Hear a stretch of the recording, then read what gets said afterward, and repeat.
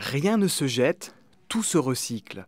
C'est la philosophie d'Henri Decker, réparateur de vélos, mais aussi artiste recycleur. On est quand même dans une société qui a tendance à surconsommer. On peut tous faire un petit geste pour la planète en se disant déjà le fait de trier, ça incite à trier et se dire est-ce qu'on peut en faire quelque chose aussi. Henri est l'un des membres fondateurs du collectif Bizarre, une vingtaine d'artistes, tous inscrits dans la même démarche. Voilà, j'en ai stocké un peu partout. Cette cabane regorge d'un joyeux bric-à-brac, ou plutôt de sources d'inspiration qu'Henri fait découvrir à son amie Berthe. Ça, j'ai récupéré.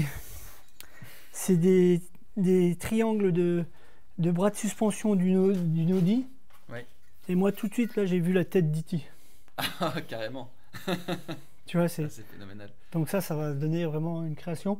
E.T. ou alors une montre religieuse, tu vois aussi. C'est vrai. Sublimer un déchet en œuvre d'art qui va vivre, où les gens vont la voir chez eux, vont l'admirer pendant des années, moi je trouve que c'est quand même super. C'est sans limite. En fait, ce qui est intéressant aussi, c'est vraiment du partage. Ça permet aussi de se remettre en question sur son art, d'essayer de faire évoluer aussi son produit, ses œuvres. Et encore une fois, c'est avant tout de la créativité, mais c'est aussi vraiment l'aspect humain qui est important au sein de ce collectif.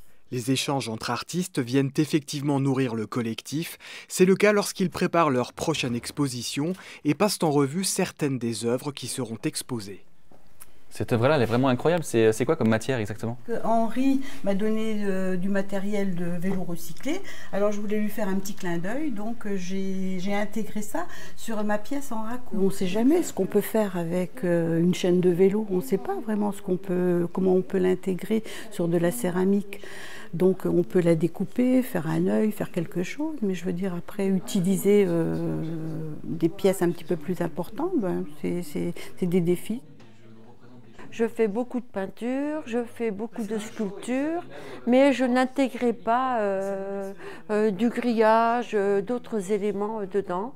Et là maintenant, on part un petit peu dans un délire un petit peu fou. Tous ces délires et ceux des autres membres du collectif Bizarre sont à découvrir à Longeville-les-Metz les 29 et 30 mars.